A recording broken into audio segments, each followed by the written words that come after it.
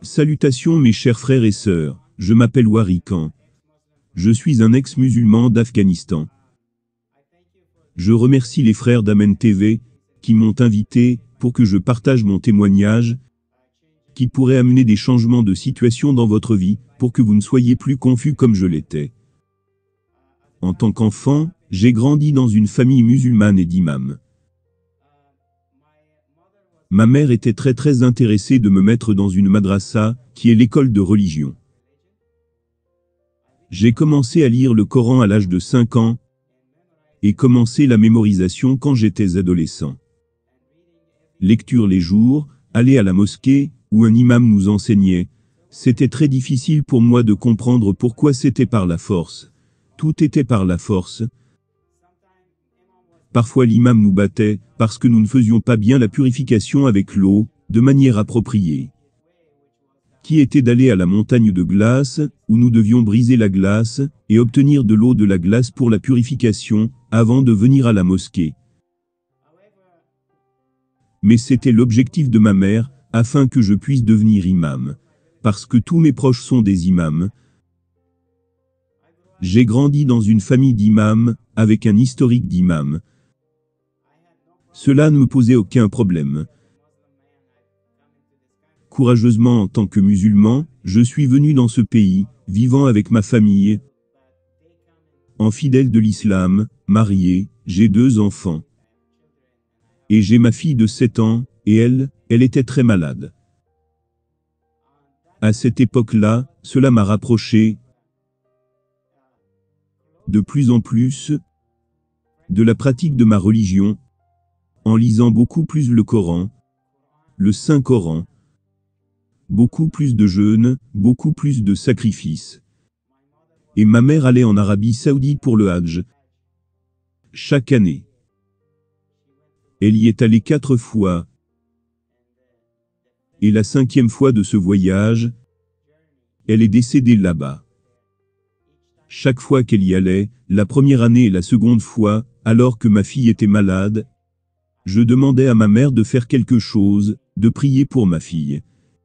Et pour la maladie de ma fille, elle a rapporté beaucoup de matériel de guérison, avec des mots du Coran, des coupes, en argent pour boire de l'eau. Nous l'appelons dans notre langue Jamadoua. Mais cela n'a rien produit du tout, pour qu'elle s'améliore. Au contraire, elle a empiré. Je devais l'amener presque 2 fois par semaine chez le médecin, et nous avions un gros réservoir avec un tuyau, et lui mettions de l'oxygène dans le nez. Ce fut un temps très difficile pour elle d'aller à l'école. Pour l'école, nous avions un petit médicament pour elle, qui était donné au professeur pour s'assurer qu'elle allait bien. Donc c'était une question pour moi. Pourquoi mes louanges ne marchent pas? Ai-je fait quelque chose de mal dans la religion? Je ne prie pas assez, je ne fais pas assez de sacrifices, je ne lis pas assez le Coran, je n'ai pas mémorisé assez sa parole. Qu'est-ce qu'il reste à faire? Où dois-je aller? Donc une fois, ma mère y allait l'année suivante. Et j'ai dit à ma mère, s'il te plaît, voudrais-tu cette fois, vraiment trouver le temps, pour prier pour ma fille, qu'elle puisse bien se porter et aller là-bas aussi? Et ma mère a dit d'accord, quand le temps va arriver de partir, je te le ferai savoir. Donc voici la situation. Jour après jour je priais au nom d'Allah, le Dieu de l'islam. Allah Dieu de l'islam, je prie pour que ma fille puisse être guérie. Je n'ai reçu aucune réponse à ma prière. Ma mère va aller en Arabie Saoudite. Je ne peux pas, à cause de mes enfants, et je ne peux pas prendre ma fille, parce que j'ai une vie ici. Ma mère y va. Je lui dis d'aller, et faire des sacrifices. Et elle va faire des sacrifices à la Mecque. Et donc je fais un rêve, alors que ma mère est en Arabie Saoudite. Je suis là avec elle, à l'intérieur de la Kaaba. Et je rêve que tout le monde porte des vêtements noirs. Pourquoi? Ce n'est pas censé être blanc. Mais je regarde à l'intérieur de la Kaaba. C'est une pierre ou une sorte de matériau avec des dessins dessus. Je regarde vers le bas, quelque chose en train de remuer. Je me demande ce que c'est. Je suis désolé, mais c'est mon rêve. J'y ai vu un dragon. Je prends peur, et je cours pour trouver ma mère. Et une tempête très énorme arrive, et tout le monde se précipite dans leur bus pour s'enfuir. Donc dans le rêve, j'ai trouvé ma sœur et ma mère, et je leur dis, sauvez-vous pour votre vie, parce que tout le monde va périr. Un feu arrive de partout. Nous sommes allés au-dessus d'une colline. Et cette colline était dans une salle. À l'intérieur, il y avait de la lumière. Et les rayons de cette lumière arrivant par la porte à l'intérieur, il y avait un mur à l'arrière, et la croix de Jésus-Christ était là. La lumière brillait, et étant à l'intérieur dans cette pièce, ma sœur et ma mère étant dehors, je leur tendais la main pour les faire venir dedans. Je leur disais, venez, et soyez sauvés, c'est la tempête partout, s'il vous plaît venez à l'intérieur.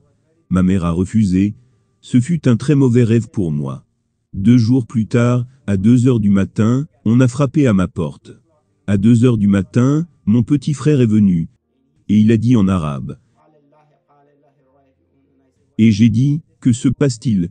C'est le mot que tu récites, quand quelqu'un meurt. Ma mère est morte à la Mecque, comme je l'avais vue en rêve. Elle est morte. Je suis désolé, j'espère que je la verrai peut-être, au paradis. Mon cœur était brisé, parce qu'elle a refusé. Je suis passé par beaucoup d'émotions après cela. De la façon dont j'ai perdu ma mère. Pourquoi mes louanges ne sont pas répondues? Qu'ai-je fait? Et c'est à ce moment que le pasteur de l'église persane entra dans ma vie. Il me tend la Bible. J'en avais dans mon étagère. Je pensais à ma mère dans cette situation.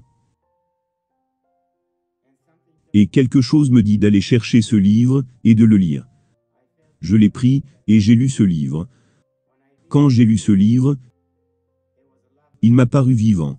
Parce que c'était le contraire des choses que nous lisons dans le Coran, et dans la madrasa pour les enfants. Totalement différent. Ce n'est pas, comme par la force. Personne ne me force.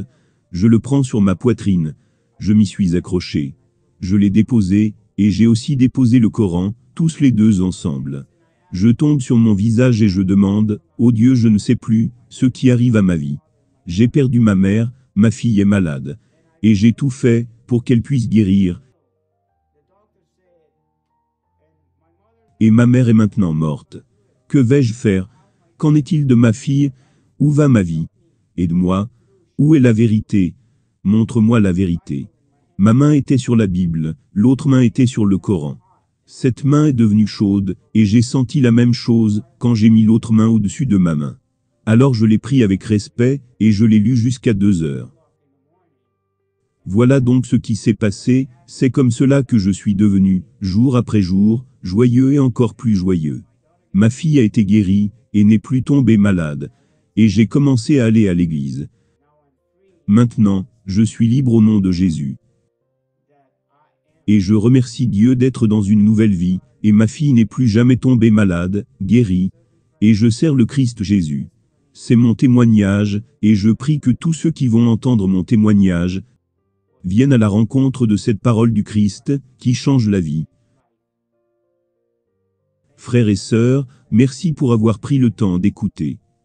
أشهد أن لا إله إلا الله وأشهد أن يسوع المسيح عند الله